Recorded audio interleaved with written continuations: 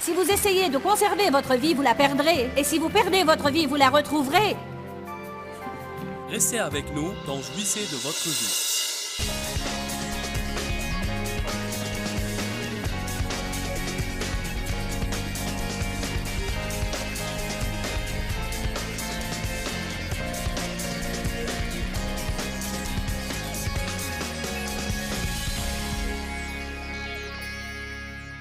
Acte 10, 38 dit, « Vous savez comment Dieu a oint Jésus de Nazareth de l'Esprit Saint et de puissance, lui qui passait en faisant du bien, et en particulier guérissant tous ceux qui étaient sous l'empire du diable. » 1 Jean 2 dit que vous avez une onction qui demeure à l'intérieur de vous. Qu'est-ce que vous êtes censé faire avec cette onction? Vous levez tous les matins et partout où vous allez, faire du bien aux autres. Être une bénédiction intentionnellement, peu importe si vous en avez envie ou non. Sortez du lit tous les jours et décidez-vous. Il ne s'agit pas de moi, je ne me soucie pas de moi-même, je me confie au Seigneur. Seigneur, si je vais jamais être heureuse, ce sera à toi de me rendre heureuse. Mais je vais vivre aujourd'hui pour rendre les autres heureux et avoir la foi que tu vas me faire récolter dans ma vie. Je vous dis, ça marche.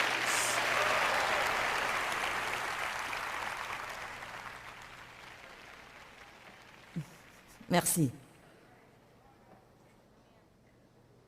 Psaume 68, 5. Je vais vous montrer à travers quelques passages de la Bible que c'est dans la nature de Dieu. Je crois que ça changera la vie de certains d'entre vous ce soir si non seulement vous l'écoutez, mais vous rentrez chez vous et vous l'appliquez. Il ne suffit pas que vous écoutiez ce message et que vous l'ajoutiez au message que vous avez. Prenez note, achetez la cassette et écoutez-la plusieurs fois. Peu importe si vous l'écoutez des centaines de fois, écoutez-la jusqu'à ce que votre chair égoïste meure.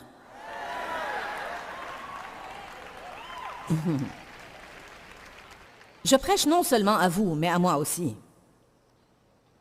Psaume 68, versets 5 et 6.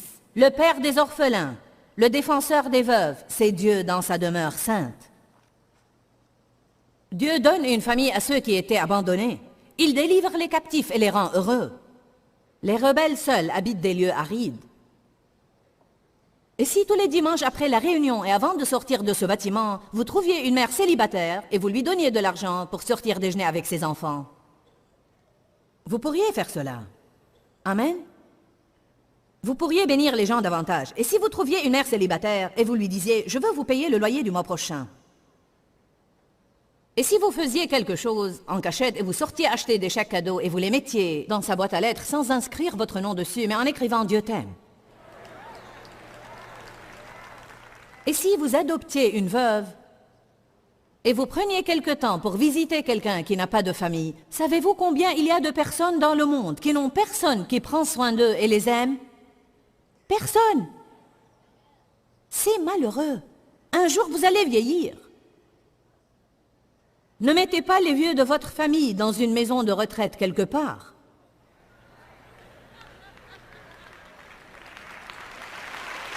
Ce n'est pas parce que les gens sont devenus vieux qu'ils n'éprouvent plus de sentiments.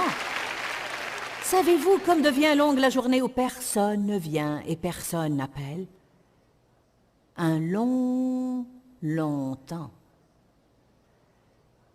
Mais je suis vraiment occupée, je suis occupée. Écoutez-moi. Mon père a 82 ans, ma mère a près de 80 ans et ma tante a près de 80 ans. Dave et moi, nous sommes en fait responsables d'eux et nous sommes occupés. Vous n'êtes pas plus occupés que moi. Et je vais vous dire quelque chose. Je sais devant Dieu que si je ne prends pas ma responsabilité dans ce domaine avec un cœur réjouissant et de bon gré, ceci aura certainement un effet négatif sur mon onction. Je le sais, ça pourrait même avoir un effet négatif sur mes prédications, parce que la Bible dit « Honore ton père et ta mère, afin que tu sois heureux et tes jours se prolongent sur terre. » Et la Bible nous enseigne, et il faut lire cela, comment traiter les personnes âgées dans notre famille. Allez, certains d'entre vous n'ont pas appelé leurs parents depuis des mois et des mois et des mois. Eh bien, ils ne m'ont pas bien traité. Les miens ne m'ont pas bien traité non plus. Dieu ne dit pas d'être bienveillant envers ceux qui ont été bienveillants envers nous. Faites-le comme au Seigneur. Arrêtez de donner des prétextes pour vous esquiver. Vous pensez, tu commences à t'immiscer dans nos affaires.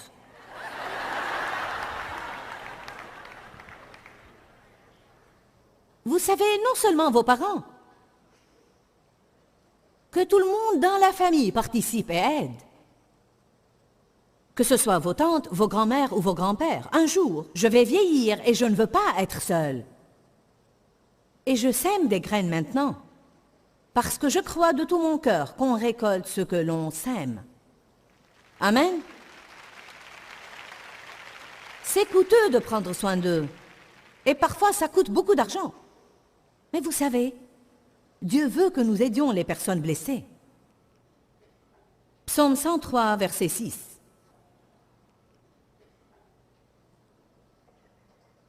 Vous serez heureux si vous le faites. Votre chair piquera une crise et dira « Je ne veux pas faire ça ». Il ne s'agit pas de vous. C'est la révélation de ce soir. Il ne s'agit pas de moi. Et il ne s'agit pas de vous. Si nous perdons la vie médiocre, nous gagnerons la grande vie. Nous avons lu ça hier. Si vous essayez de conserver votre vie, vous la perdrez. Et si vous perdez votre vie, vous la retrouverez. Jésus nous a dit, si vous voulez être mes disciples, chargez-vous de votre croix et suivez-moi. Perdez de vue vos propres intérêts. Et je ne vous dis pas que vous devez faire ça tous les jours de votre vie. Jouissez de votre vie, faites ce que vous aimez, reposez-vous, amusez-vous, allez en vacances, regardez la télé, mais n'oubliez pas les autres choses aussi. Ceci ne veut pas dire faites seulement des choses pour les autres. Ce ne serait pas une vie équilibrée et vous vous sentirez épuisé. Mais faites votre part. Allez. Faites votre part.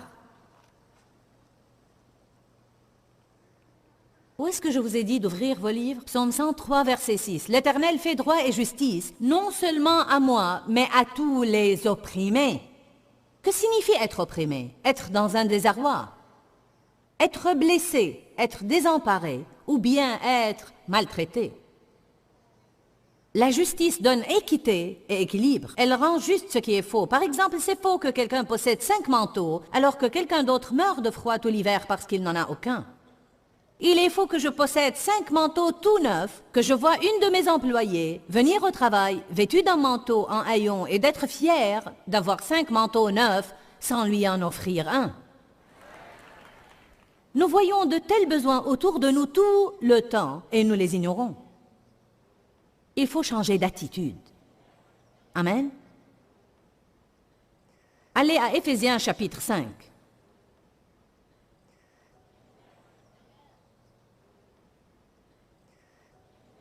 Ah, alléluia. Ça fait longtemps que j'attends impatiemment de vous dire ça.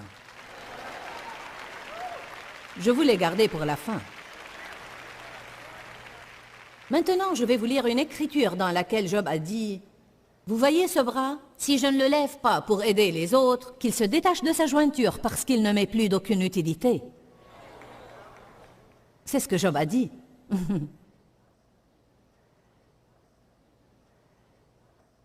Éphésiens 5, 1 et 2. Devenez donc les imitateurs de Dieu. Devenez les imitateurs de Dieu. Copiez-le et suivez son exemple, comme des enfants bien-aimés imitent leur père. Et marchez dans la charité, en ayant de l'estime l'un pour l'autre, à l'exemple de Christ qui nous a aimés et qui s'est sacrifié pour nous. Nous ne pouvons pas aimer les autres sans que nous nous sacrifions pour eux. La raison principale pour laquelle les gens ne marchent pas dans la charité est que ça requiert un effort et nous coûte toujours quelque chose. Alors que nous cherchons ce qui est gratuit dans la vie. Ce qui est plus facile. Je vais vous lire une histoire. Si ça ne vous touche pas, rien ne le fera. Un petit garçon de 10 ans se tenait devant un magasin de chaussures, sur la chaussée, nu-pieds, regardant par la fenêtre et grelottant parce qu'il avait très froid. Une dame s'est approchée de lui et a dit « Mon petit, pourquoi regardes-tu intensément par la fenêtre ?» Il a répondu « Je demandais à Dieu de me donner une paire de chaussures. » La dame l'a pris par la main, ils sont entrés dans le magasin et elle a demandé au vendeur de donner 6 paires de chaussettes au garçon. Puis elle lui a demandé de lui donner une cuvette d'eau et une serviette. Il les lui a vite cherchés et elle a pris le garçon au fond du magasin. Elle a enlevé ses gants, s'est mise à genoux, a commencé à laver ses petits pieds et les lui a séchés.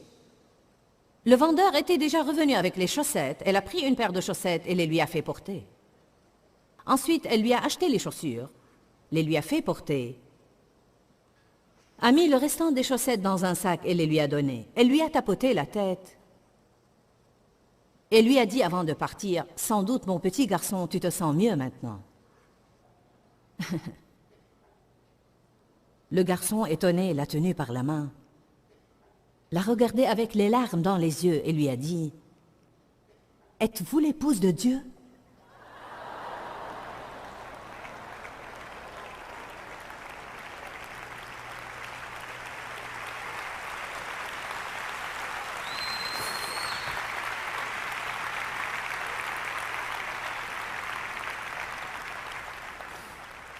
Les gens ont besoin de voir Jésus. Il y a des personnes dans votre vie qui n'ont pas besoin d'être sermonnées. De toute façon, ils ne vous croient pas. Car s'ils ne le voient pas agir dans leur vie, ils ne le croiront pas.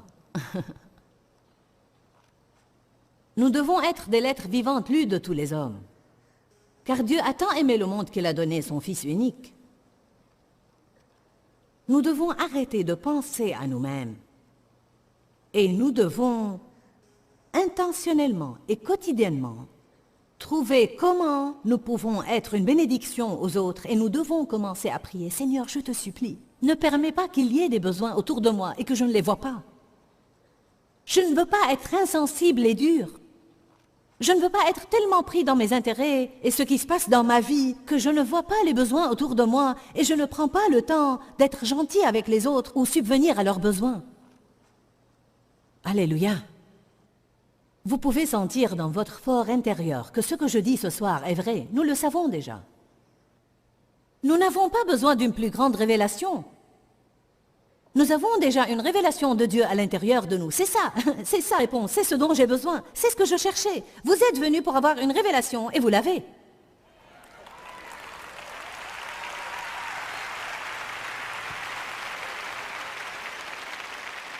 Vous êtes venus pour avoir votre percée et vous l'avez maintenant.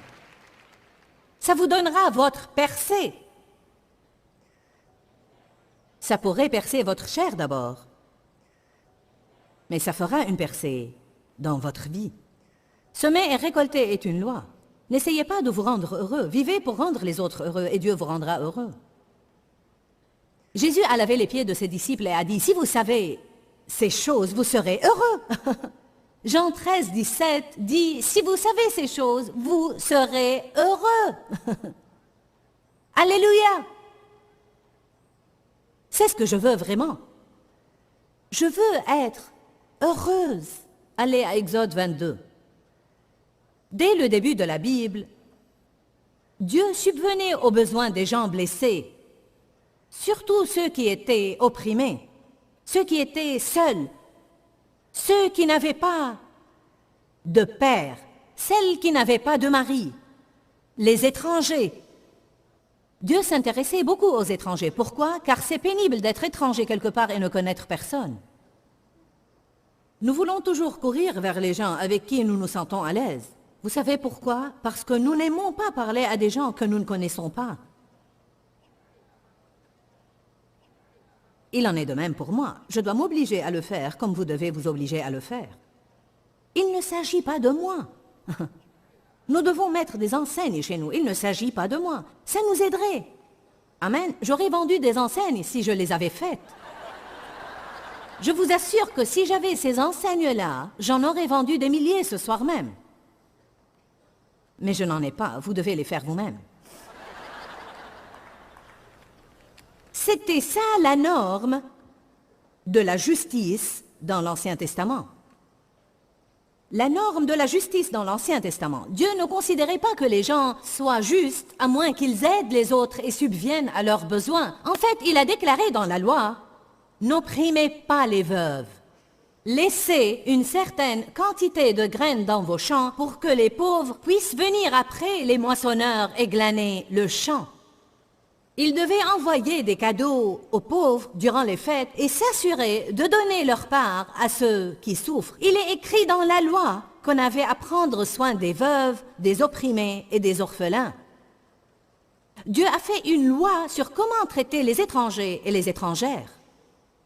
Il le faisait par la loi, alors que nous avons à le faire par la grâce. Vous dites, mais je ne vis pas sous la loi. Non, nous vivons sous la nouvelle alliance. Nous vivons par la foi, nous sommes justifiés par la foi et non pas par les œuvres. Mais Jacques dit, une foi qui n'a pas les œuvres est morte en elle-même. Elle est dénuée de force. C'est l'erreur que nous commettons aujourd'hui. Nous parlons de notre foi, notre foi, notre foi, notre foi. Et Dieu sait que nous sommes le groupe de la parole et la foi. Nous faisons partie du camp de la foi, du mouvement de la foi. Mais où sont vos œuvres? Pas les œuvres de la chair, les œuvres de Dieu, des œuvres qu'il nous guide lui-même à faire. Intentionnellement. Vous devez les faire intentionnellement. Je pourrais dire le mot intentionnellement 2000 fois et ce ne serait pas suffisant, car peut-être que vous n'en aurez jamais envie. Amen. Ça vous donnera une grande joie quand vous perdez de vue vos intérêts et vous faites tout pour être une bénédiction aux autres. Dave et moi, nous avons eu l'occasion la semaine dernière de faire quelque chose de spécial à quelqu'un qui était vraiment dans le besoin. Et j'ai dit à Dave, tu sais, c'est vraiment étonnant. Comment tu te sens heureux quand tu fais un plan, tu surprends les gens et tu vois la joie sur leur visage, les larmes de joie et les vois remercier Dieu. Ce n'est pas étonnant que la Bible dise, il y a plus de bonheur à donner qu'à recevoir. Nous craignons toujours que quelqu'un nous exploite et nous utilise ou qu'il prenne quelque chose qu'il ne mérite pas. Mais j'ai pris cette attitude, la miséricorde triomphe du jugement. Parfois, quand je vois les gens en train de mendier, je leur donne quelque chose. Je n'essaye pas de découvrir s'ils essayent d'attirer mon attention ou ce qu'ils sont en train de faire. Je pense, je fais ça comme au Seigneur. Et si vous mendiez avec de mauvaises intentions, alors c'est entre Dieu et vous. Mais je ne veux pas me tenir devant Dieu et avoir une mauvaise conscience pour avoir été impitoyable. Quel que soit ce qui ne va pas dans ma vie, si j'ai à me tenir au coin des rues et mendier pour avoir la nourriture pour ce jour-là, alors je suis dans une mauvaise condition et j'ai besoin d'être aidé. Alléluia. Exode 22, 22. Il est écrit, tu n'affligeras point la veuve ni l'orphelin. Je ne fais du mal à personne, mais est-ce que tu aides quelqu'un? Deutéronome 10, verset 17.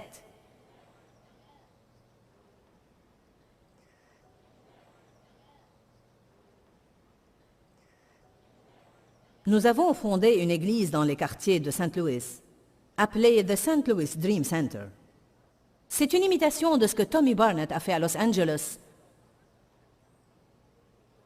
Et je suis vraiment fière du Dream Center parce que nous nous occupons des prostituées les vendredis soirs. Nous sortons pour trouver des femmes dans les rues, leur donner des roses et leur dire que Jésus les aime.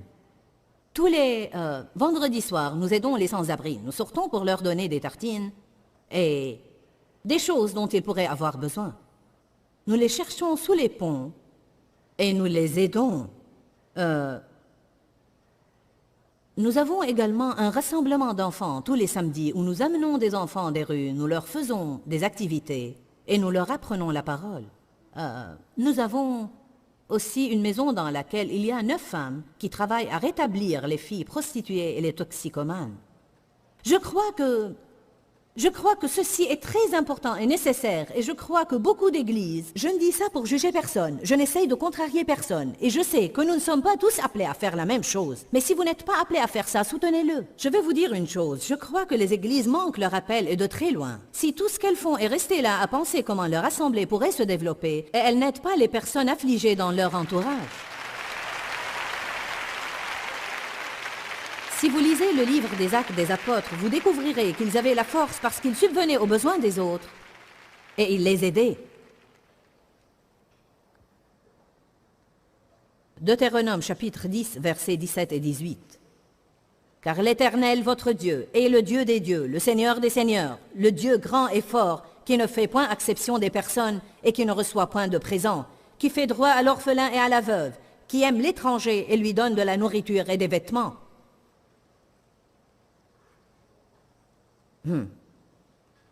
Allons maintenant à Deutéronome 14, verset 29.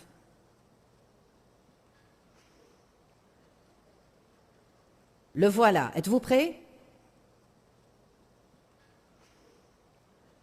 Alors viendront le Lévite, qui n'a ni part ni héritage avec toi, l'étranger, l'orphelin et la veuve qui seront dans tes portes, et ils mangeront et se rassasieront, afin que l'Éternel, ton Dieu, te bénisse dans tous les travaux que tu entreprendras de tes mains. Que dit-il? Si vous voulez que votre travail soit béni, commencez à prendre soin des gens blessés. Amen. Je crois vraiment en un principe, et c'est que si vous payez vos dîmes à une certaine église, cette église est censée se servir de cet argent pour subvenir aux besoins des autres, et de cette façon vous aurez donné pour ces œuvres de bienfaisance à travers les offrandes que vous avez données à votre église. Paul a dit, amenez-nous vos offrandes et nous les distribuerons selon les besoins. Nous avons une maison de retraite, nous nous occupons des prisonniers, nous nous occupons des prostituées et des gens sans abri. Nous assurons une formation aux leaders, nous avons des missions. Et quand je dis nous, ça ne veut pas dire que Dave et moi faisons tout ça, mais nous le supervisons. Parce que je crois que c'est vraiment ce qui fait de nous un vrai ministère bien développé.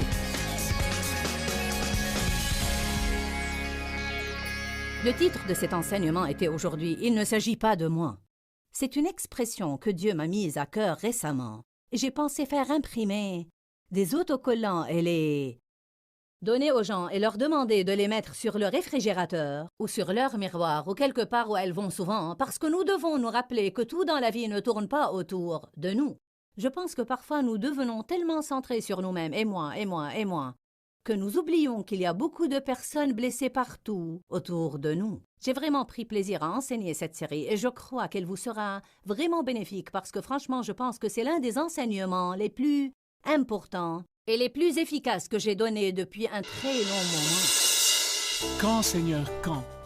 Dans ce livret, Joyce Meyer vous apprend à faire confiance au temps de Dieu. Pour obtenir ce livret gratuitement, écrivez-nous à Joyce Meyer, boîte postale 40095-6300, Larnaca, Chypre. Ou bien visitez notre site web www.joycemeyer.org/fr.